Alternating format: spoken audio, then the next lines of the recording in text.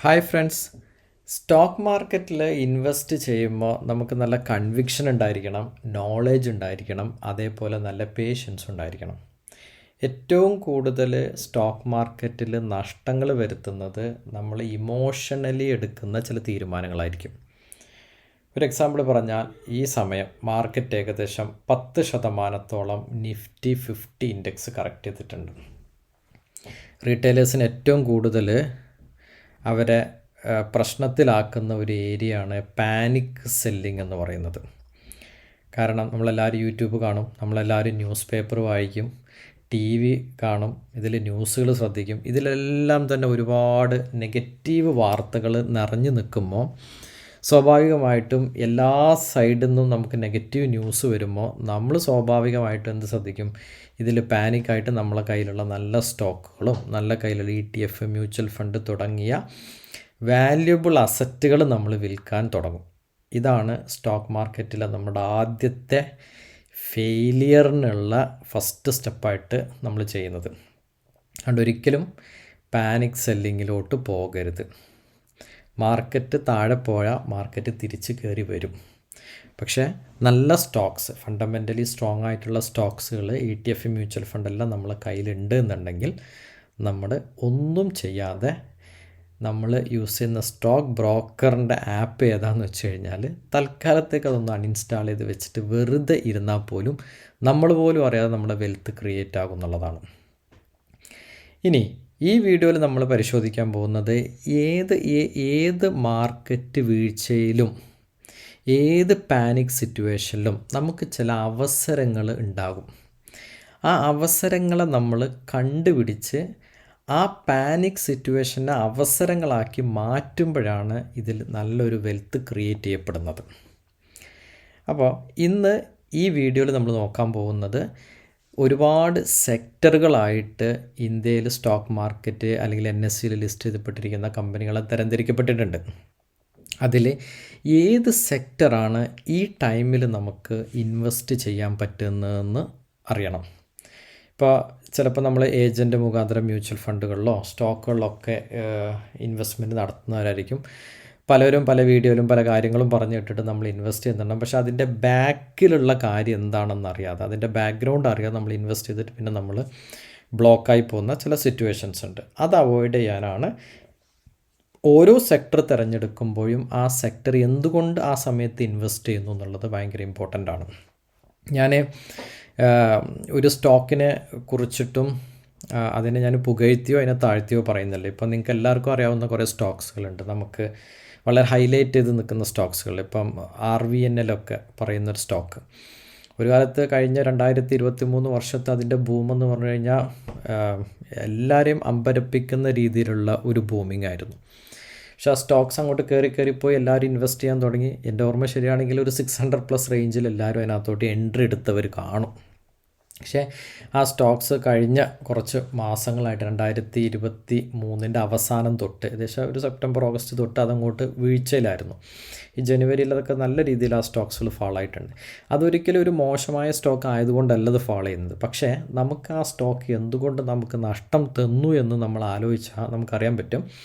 അതിൻ്റെ ഏറ്റവും ഉയർന്ന വാല്യൂവിൽ അല്ലെങ്കിൽ അതിൻ്റെ വാല്യുവേഷൻ കൂടുതലായിരിക്കുന്ന സമയത്ത് നമ്മൾ പോയിട്ട് അതിനകത്തോട്ടൊരു എൻട്രി എടുക്കും, ആ സ്റ്റോക്ക് വാങ്ങിച്ചു കഴിഞ്ഞാൽ ഏത് സ്റ്റോക്കാണെങ്കിലും അതിനൊരു ഇൻട്രൻസിക് വാല്യൂ ഉണ്ട്. ഓക്കെ, ആ വാല്യൂയിലോട്ട് അത് തിരിച്ചു വന്നേ പറ്റൂ. അപ്പോൾ അത് കറക്ഷൻ സംഭവിച്ച് ആ വാല്യൂയിലോട്ട് തിരിച്ചു വരുന്ന സമയത്ത് നമുക്ക് എന്താവും, നമ്മളെ പോർട്ട്ഫോളിയോയിൽ അത് റെഡ് കളർ കത്തും. കാരണം എന്താ, നമ്മൾ പോയി എടുത്തത് ഹയസ്റ്റ് വാല്യൂവിലാണ്.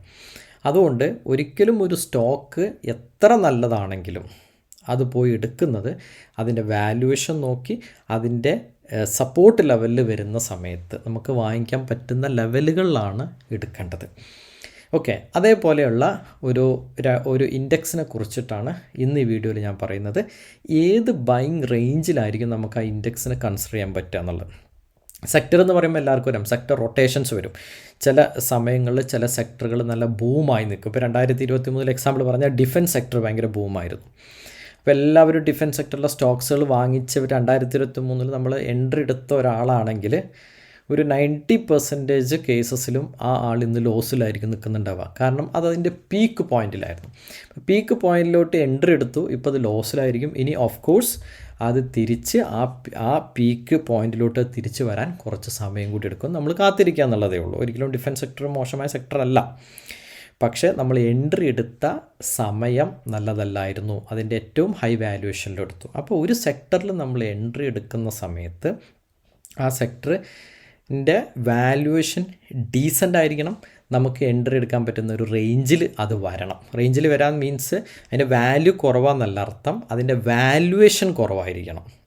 ഓക്കെ, അതായത് അതിനെക്കുറിച്ച് അതായത് എപ്പോഴും ഏറ്റവും സിമ്പിളായിട്ട് ആലോചിച്ചാൽ മതി. ഒരു സ്റ്റോക്കിനെ കുറിച്ചിട്ട് നമ്മൾ വലിയ റിസർച്ചും കാര്യങ്ങളും ഒന്നും കാര്യമായിട്ട് നമ്മൾ നടത്തണ്ട. കാരണം ഇന്ന് നമുക്ക് ഫേസ്ബുക്ക് ഉണ്ട്, വാട്സപ്പ് ഉണ്ട്, അതേപോലത്തെ എല്ലാ സോഷ്യൽ മീഡിയകളും വാർത്താ ചാനലുകളും ഉണ്ടെങ്കിലും അതിലൊന്നും സംസാരിക്കാത്ത ചില സെക്ടറുകൾ വരും, സംസാരിക്കാത്ത ചില സെക്ടേഴ്സ് വരും. ആ സെക്ടേഴ്സ് നമ്മൾ അങ്ങോട്ട് എടുത്ത് പഠിച്ചാൽ മതി. ഇതാണ് ഇതിൻ്റെ വളരെ സിമ്പിൾ ലോജിക്ക്.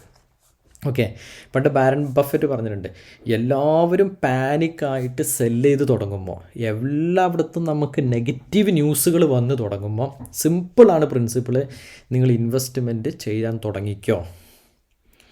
എല്ലാവരും സ്റ്റോക്ക് മാർക്കറ്റ് കയറുന്നു, അത് കയറുന്നു, ഇത് കയറുന്നു, എല്ലായിടത്തും പോസിറ്റീവ് ന്യൂസ്, നമ്മളെ പോർട്ട്ഫോളിയോയും കയറി പോകുന്നു. നിങ്ങൾ ശ്രദ്ധിച്ചോ, അപകടം വരുന്നുണ്ട്. അതാണ് അതിൻ്റെ അർത്ഥം. അപ്പോൾ എല്ലാവരും പാനിക്കാകുമ്പോൾ നമ്മൾ ഇൻവെസ്റ്റ് ചെയ്യുക. എല്ലാവരും ഇൻവെസ്റ്റ് ചെയ്യുന്ന സമയത്ത് നമ്മൾ ഇൻവെസ്റ്റ്മെൻറ്റ് തൽക്കാലം കുറച്ചുകൊണ്ട് വരിക എന്നുള്ളതാണ് ഇതിൻ്റെ സിമ്പിൾ ടാക്ടിക്സ്. ഏതൊരു മനുഷ്യനും മനസ്സിലാവുന്ന രീതിയിലുള്ള ഒരു സിറ്റുവേഷൻ നിങ്ങൾക്ക് പറയാൻ വേണ്ടിയിട്ട് ഞാൻ പറയുകയാണ്. നമ്മുടെ IT ഇൻഡെക്സ് നമ്മൾ നോക്കാം. ഇപ്പോൾ നിങ്ങൾക്ക് സ്ക്രീനിൽ IT ഇൻഡെക്സിൻ്റെ ഒരു 1 ഇയർ ചാർട്ട് ഫ്രെയിം ഞാൻ എടുക്കാം. നിങ്ങൾക്ക് നോക്കാം, ഈ IT ഇൻഡെക്സ് ഈ കഴിഞ്ഞ 2024 ഏപ്രിൽ മെയ് മാസങ്ങളിൽ IT ഇൻഡെക്സ് നല്ലതുപോലെ ഫോൾ ആയിട്ടുള്ളൊരു സിറ്റുവേഷൻ ഉണ്ട്. ഈ ഒരു ഏരിയ ഉണ്ടോ, ഈ ഒരു ഏരിയയിൽ IT ഇൻഡെക്സ് ഫോൾ ആയിരുന്നു. അപ്പോൾ ഈ ഏരിയയിൽ IT ഇൻഡെക്സ് ഫോൾ ആയപ്പോൾ മിക്കവാറും IT ഇൻഡെക്സിനെ കുറിച്ച് സംസാരിച്ചില്ല. അവിടെ നിന്ന് അങ്ങോട്ട് പിന്നെ IT ഇൻഡെക്സിൻ്റെ ഒരു റാലി ഉണ്ടായിരുന്നു. എങ്ങോട്ട്? ഈ ഒരു റേഞ്ചിലോട്ട് IT ഇൻഡെക്സ് റാലി ചെയ്യപ്പെട്ടു, അത്രയും കയറി. അപ്പോൾ IT ഇൻഡെക്സിൽ ഇൻവെസ്റ്റ് ചെയ്യേണ്ടത് എവിടെയാണ്? ഈ ഏപ്രിൽ മെയ് ജൂൺ ജൂലൈ മാസങ്ങളിലാണ് IT ഇൻഡെക്സിൽ ഇൻവെസ്റ്റ് ചെയ്യേണ്ടത്. ഇപ്പോൾ നമ്മൾ എന്ത് ചെയ്യണം? IT ഇൻഡെക്സിൽ ആ സമയങ്ങളിൽ 6 മാസം മുന്നേ അല്ലെങ്കിൽ 8 മാസം മുന്നേ ഇൻവെസ്റ്റ് ചെയ്ത ഒരാളാണെങ്കിൽ ഇപ്പോൾ IT ഇൻഡെക്സ് എവിടെ എത്തിക്കണം, എത്ര പെർസെൻറ്റേജ് കൂടി? നിങ്ങൾ നോക്കിയാൽ മതി, മേലെ നിന്ന് എത്ര പെർസെൻറ്റേജ് ഇത് കൂടിയിട്ടുണ്ടോ? ഏകദേശം ഇതുവരെ 28% പ്രോഫിറ്റ് വരേക്കും ഇത് വന്നു. വേണ്ട, നമുക്കൊരു ആവറേജ് ആയിട്ട് നമുക്കൊരു 20% പ്രോഫിറ്റ് വെച്ചാൽ പോലും ഇതിവിടെ വന്ന് നിൽക്കുന്നു, അല്ലേ? 25% പ്രോഫിറ്റായി. ഇപ്പോൾ 8 മാസം മുന്നേ ഇൻവെസ്റ്റ് ചെയ്ത ഒരാൾക്ക് 1 ലക്ഷം രൂപ ഇൻവെസ്റ്റ് ചെയ്ത ആൾക്ക് 25% പ്രോഫിറ്റ് വന്നു. അതായത് 1,25,000 രൂപയ്ക്ക് പ്രോഫിറ്റ് വന്നു എന്നർത്ഥം. അയാൾക്ക് സുഖമായിട്ട് വളരെ സമാധാനപരമായിട്ട് വേണമെങ്കിൽ എക്സിറ്റ് ചെയ്യാം. അല്ലെങ്കിൽ അയാളെ ഇപ്പോൾ 1 ലക്ഷം ഇൻവെസ്റ്റ് ചെയ്തിട്ടുള്ള ആൾക്ക് 1,25,000 ആയിട്ടുണ്ടാവും. അയാളെ 1 ലക്ഷം എന്ന് പറയുന്ന ക്യാപിറ്റൽ ഇൻവെസ്റ്റ് ചെയ്ത പൈസ ഇങ്ങോട്ട് വിഡ്രോ ചെയ്തിട്ട് ബാക്കി 25,000 പ്രോഫിറ്റ് അവിടെ കിടന്നോട്ടെ, അങ്ങനെ വേണമെങ്കിലും തീരുമാനിക്കാം. പക്ഷേ ഈ സമയത്ത് ഒരാൾ വന്നിട്ട് ചോദിക്കുകയാണ്, ശരി ഇപ്പോൾ TCSൻ്റെ റിസൾട്ട് നല്ലതായിരുന്നു, ഒരുപാട് IT കമ്പനീസിൻ്റെ റിസൾട്ട് ഇങ്ങനെ വരുന്നുണ്ട്, ഈ സമയത്ത് ഇൻവെസ്റ്റ് ചെയ്യാം. ഞാൻ പറയുന്നത് ഈ സമയത്ത് കുറച്ച് കോഷ്യസ് ആവണം. ഈ സമയത്ത് ഇപ്പോൾ നമ്മൾ ഏപ്രിൽ മെയ് ജൂൺ ജൂലൈയിലെല്ലാം ഇൻവെസ്റ്റ് ചെയ്തതുപോലെ ഈ സമയത്ത് ഇൻവെസ്റ്റ് ചെയ്യാൻ പറ്റുന്നൊരു സമയമല്ല IT ഇൻഡെക്സിൽ. IT ഇൻഡെക്സ് കുറച്ച് കയറിപ്പോയി. ഒരു 8 മാസം മുന്നേ അതിനകത്തോട്ട് ചിന്തിക്കണമായിരുന്നു. ആ സമയം കഴിഞ്ഞു പോയി. ഇനി നമുക്ക് സമയം വരും, IT ഇൻവെസ്റ്റ് ചെയ്യാനുള്ള സമയം വരും. ഇപ്പോൾ ഈ സമയത്ത് ഞാൻ പറയുന്നത് IT തീരെ ഇൻവെസ്റ്റ് ചെയ്യേണ്ട എന്നല്ല. നിങ്ങൾ ഈ സെക്ടറിൽ IT സെക്ടറിൽ ഇൻവെസ്റ്റ് ചെയ്യുന്ന ഒരാളാണെങ്കിൽ കുറച്ചൊന്ന് അലേർട്ടായിട്ടിരിക്കുക. നിങ്ങൾ ഒരുപാട് ഇൻവെസ്റ്റ് ചെയ്യുന്നതെങ്കിൽ കുറച്ചൊന്ന് എമൗണ്ട് കുറച്ചൊന്ന് കുറച്ചിട്ട് ഇൻവെസ്റ്റ്മെൻറ്റിനെ കുറിച്ച് ചിന്തിക്കുക. കാരണം അതിൻ്റെ വാല്യുവേഷൻ കൂടിക്കൊണ്ടിരിക്കും തോറും ന്യൂസുകളിലും വാർത്തകളിലൊക്കെ ഇതിനെക്കുറിച്ച് സംസാരം വരും. ആ സമയത്ത് നേരത്തെ പറഞ്ഞ പോലെ, വാരൻ ബഫറ്റ് പറഞ്ഞ പോലെ തന്നെ നമ്മൾ പേടിക്കേണ്ട സമയമാണ്. റിസ്ക് പതുങ്ങിയിരിപ്പുണ്ട്. അങ്ങനെയാണെങ്കിൽ അടുത്ത ചോദ്യം അല്ലേ, ഈ സമയത്ത് നമുക്ക് ഇൻവെസ്റ്റ് ചെയ്യാൻ പറ്റുന്ന സെക്ടർ ഏതാ? IT അല്ല. ആയിട്ട് നമുക്ക് ഇൻവെസ്റ്റ് ചെയ്യണം. ഞാൻ പറഞ്ഞ തീരെ ഇൻവെസ്റ്റ് ചെയ്യേണ്ടതല്ല 1%. പക്ഷേ കൂടുതലായിട്ട് നമുക്ക് ഇൻവെസ്റ്റ് ചെയ്യാൻ പറ്റുന്നതും ആരാരും ശ്രദ്ധിക്കാതെ പെടാതെ കിടക്കുന്നതുമായിട്ടുള്ള ഒരു ഇൻഡെക്സാണ് നമ്മുടെ FMCG സെക്ടർ. FMCG സെക്ടറിൻ്റെ ഞാനൊരു 5 years ചാർട്ട് ജസ്റ്റ് നിങ്ങൾ റെഫറൻസിന് എടുക്കുകയാണ്. ഇതിലൂടെ പോകുന്ന ഈ ബ്ലൂ ലൈനാണ് ഇതിൻ്റെ 200 DMA എന്ന് പറയും. നിങ്ങൾ നോക്കണം, എപ്പോഴൊക്കെയാണോ ഈ 5 വർഷത്തെ ഹിസ്റ്ററി എപ്പോഴൊക്കെയാണോ ഇത് 200 DMAക്ക് താഴെ വന്നിട്ടുള്ളത്, കണ്ടാ ഇവിടെ 200 DMAക്ക് താഴെ വന്നിട്ടുണ്ട്, തിരിച്ച് കയറിപ്പോയി. 200 DMA ടച്ച് ചെയ്തു, കയറിപ്പോയി. കൊറോണ ടൈമിൽ അത് പിന്നെ നമ്മൾ പറയണ്ട, എല്ലായിടത്തും ഫാൾട്ട് വന്നൊരു സമയമായിരുന്നു. 200 DMA ടച്ച് ചെയ്തു, കയറിപ്പോയി. ഇപ്പോൾ 200 DMAക്ക് താഴെ വന്നിരിക്കുന്നു. അതായത് 2022 വന്നിട്ടുള്ള ഈ അവസ്ഥ, ഇതേ ഒരു അവസ്ഥയിലൂടെയാണ് 2025 FMCG സെക്ടർ കടന്നു പോകുന്നത്. 200 DMA ക്രോസ് ചെയ്ത് കാര്യമായി താഴെ. കോവിഡ് കഴിഞ്ഞിട്ട് 2022 വന്നു. അത് കഴിഞ്ഞിട്ട് ഇപ്പോഴാണ് പിന്നെ FMCG സെക്ടർ കാര്യമായിട്ട് ക്രോസ് ചെയ്ത് താഴോട്ട് വന്നു. ഇവിടെ ജസ്റ്റ് ടച്ച് ചെയ്തിട്ടേ ഉള്ളൂ 24, പക്ഷേ 25 ഇപ്പോൾ താഴോട്ട് വന്നു. സോ ഇതെന്ന് പറയുന്നത് FMCG സെക്ടറിൽ ഇൻവെസ്റ്റ് ചെയ്യാൻ പറ്റുന്ന ബെസ്റ്റ് ടൈമാണ്. നിങ്ങളിവിടെ ഇൻവെസ്റ്റ് ചെയ്തോ, നിങ്ങൾക്കിവിടെ ഇൻവെസ്റ്റ് ചെയ്യാൻ പറ്റും. ഇതിന് കയറും. എങ്ങോട്ടായിരിക്കും ഇത് കയറുന്നത്? ഇതിന് അടുത്ത കയറ്റം എന്ന് പറയുന്നത് ഈ ഒരു ലെവലിലോട്ട് ഇത് കയറി വരും. കണ്ടോ? അതായത് ഞാൻ പ്രതീക്ഷിക്കുന്ന ഒരു 20% നിങ്ങളിപ്പോൾ ഇൻവെസ്റ്റ് ചെയ്ത് എപ്പോഴാണോ നിങ്ങളുടെ പോർട്ട്ഫോളിയോയിൽ FMCG ഇൻഡെക്സ് 20% റിട്ടേൺ, നിങ്ങൾക്ക് ആ 20% വേണമെങ്കിൽ 10 വെക്കാം, പക്ഷേ 10 ഈസിയായിട്ട് കിട്ടുമെന്ന് ഞാൻ പ്രതീക്ഷിക്കുന്നു. ഒരു 20% റിട്ടേൺ. ഇപ്പം നമുക്കൊരു പാസ്റ്റ് ഹിസ്റ്ററി നോക്കാം. ഇപ്പോൾ 20 എന്ന് പറഞ്ഞ നമ്പർ തന്നെ സ്റ്റിക്ക് ചെയ്യണം. ഇവിടെ നോക്കിയേ, ഇവിടെ നിന്ന് ഇത് ഇങ്ങോട്ട് കയറിയില്ലേ, ഇവിടെ നിന്ന് ഇങ്ങോട്ട് കയറി. ഇപ്പോൾ എത്ര ശതമാനമാണ് ഇത് കയറിയത്? 21% ഇത് കയറി. 21% പ്രീവിയസ് ലോയിൽ നിന്ന് പ്രീവിയസ് ഹൈയിലോട്ട് കയറിയത്. 21% ഇത് പ്രീവിയസ് ഹൈയിൽ നിന്ന് പ്രീവിയസ് ലോയിലോട്ട് കയറിയത് 20%, 21%-ഓളം ഇത് കയറി. ആ ഒരു ഹിസ്റ്ററി ഇവിടെ റിപ്പീറ്റ് ചെയ്യപ്പെടും, അല്ലെങ്കിൽ അതിൻ്റെ മേലെ ഇത് പോകാം. ഇനി വളരെ കൺസർവേറ്റീവ് ആയിട്ടുള്ള ഒരാളാണെങ്കിൽ പോലും 15% ടാർഗറ്റ് വെക്കാൻ പറ്റും. ഇവിടെ ഇൻവെസ്റ്റ് ചെയ്ത് എപ്പോഴാണോ 20% അല്ലെങ്കിൽ 50% ഇൻഡെക്സ് നിങ്ങൾക്ക് റിട്ടേൺ തരുന്നത്, നിങ്ങൾ എക്സിറ്റ് ആയിക്കോ. എക്സിറ്റ് ആയിട്ട് ഇത് തിരിച്ച് വരും. അപ്പോൾ തിരിച്ച് ഇത് ഇവിടെ നിന്ന് ഇങ്ങോട്ട് വീഴും, തിരിച്ച് ഇങ്ങോട്ട് വീഴും, പിന്നെ ഇവിടെ നിന്ന് ഇങ്ങോട്ട് കയറും. ഇങ്ങനെ ആയിരിക്കും സെക്ടർ പോകുന്നത്. സെക്ടർ എപ്പോഴും സൈക്ലിക്കലാണ്. ഒരിക്കലും ഒരു സ്ഥലത്ത് സെക്ടർ നിൽക്കില്ല. ഇപ്പോൾ സെക്ടർ താഴെ വന്ന് മേലോട്ടെല്ലാം പോയി. ഇപ്പോൾ സെക്ടർ താഴെയാണ്, അതായത് നിങ്ങൾക്ക് ഇൻവെസ്റ്റ് ചെയ്യാൻ പറ്റുന്ന ഒരു സമയമാണ് എന്നർത്ഥം. നമ്മൾ നിൽക്കുന്നത് ഈ ഇൻവെസ്റ്റ്മെൻറ്റ് റേഞ്ചിലാണ്. ഇനി നമുക്ക് ഇതിനൊന്ന് ഒരു 1 year ടൈം ഫ്രെയിമിലോട്ടാക്കി നോക്കിയാൽ, ഞാൻ ഇതെല്ലാം തൽക്കാലം ഒന്ന് ഇവിടുന്ന് മായ്ക്കുകയാണ്, കളയാണ്. ഇനി ഇവിടെ നോക്കിക്കഴിഞ്ഞാൽ കൃത്യമായിട്ട് കാണാൻ പറ്റും നമുക്കിതിൻ്റെ ഇത് കറക്റ്റ്. ഇപ്പം ഇതിനൊരു ട്രെൻഡ് ലൈൻ നമ്മൾ വരച്ച് കഴിഞ്ഞാൽ, നമ്മൾ പ്ലോട്ട് ചെയ്ത് കഴിഞ്ഞിട്ടുണ്ടോ,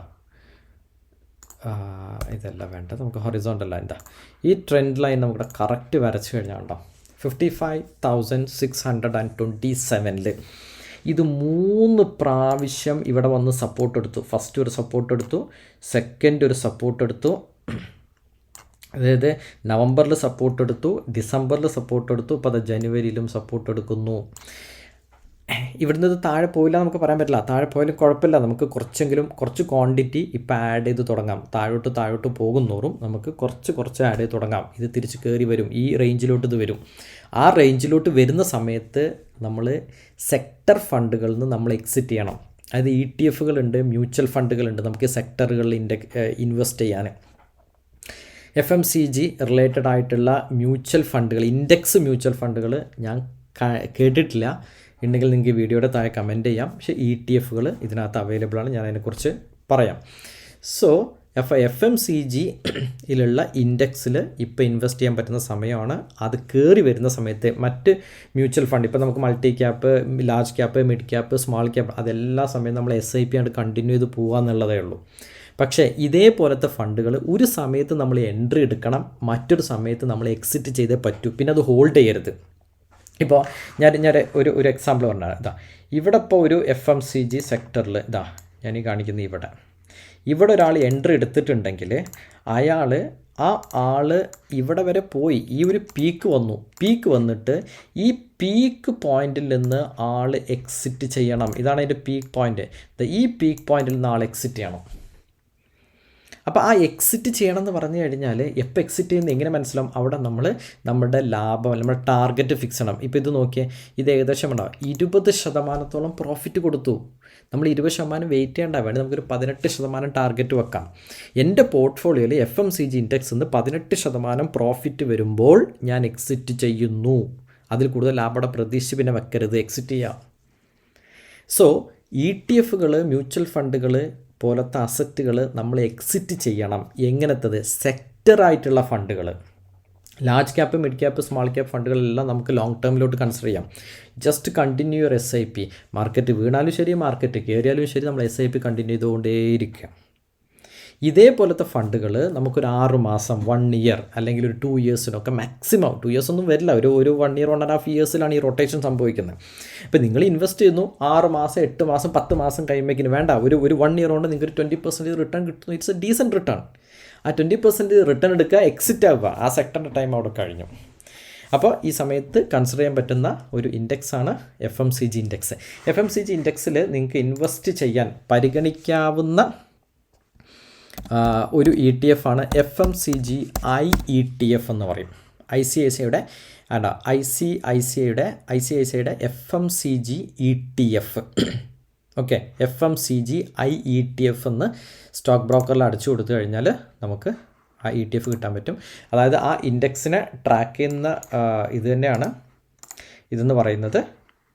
സോ അത് നോക്കിയിട്ട് അപ്പോൾ നിങ്ങൾക്ക് അതിൻ്റെ എന്താ പറയുക, അതിന് കറസ്പോണ്ടിങ്, അതായത് ആ ഇൻഡെക്സ് എങ്ങനെയാണോ പോകുന്നത് ആ ഇൻഡെക്സിനെ ട്രാക്ക് ചെയ്യുന്ന ETF ആണ്. അപ്പോൾ ആ ഇൻഡെക്സ് ഇതിപ്പം 2024 ലോഞ്ച് ചെയ്തത്, നിങ്ങൾക്കറിയാം. അത് കഴിഞ്ഞിട്ട് കയറി, പിന്നെ ഇപ്പോൾ ഇത് വീണ്ടും നേരത്തെ പറഞ്ഞ പോലെ റീടെസ്റ്റ് ഫേസിലാണ് ഇവിടെ നിൽക്കുന്നത്. സോ ഇവിടെ ഇൻവെസ്റ്റ് ചെയ്യുക, ഒരു 18% സേഫായിട്ട് ഒരു 18% ടാർഗറ്റ് വെക്കുക. 18% ടാർഗറ്റ് എത്തിക്കഴിഞ്ഞാൽ പിന്നെ പ്രോഫിറ്റിന് വേണ്ടി വെയിറ്റ് ചെയ്യരുത്, എക്സിറ്റ് ആവുക, പോവുക.